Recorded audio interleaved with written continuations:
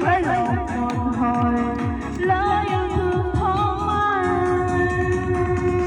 người yêu có còn ai mà cha mơ bao sáng gian suốt đời tình yêu của tôi yêu người mãi thôi xin chào